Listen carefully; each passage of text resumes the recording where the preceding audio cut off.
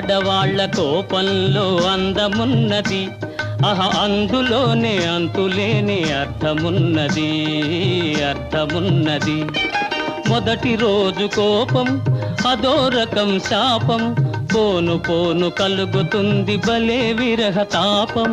బ్రహ్మచారి లేత మనసు పైకి తేలదు, తన మాటలందు చేతలందు పొత్తు కుదరదు, పొత్తు కుదరదు.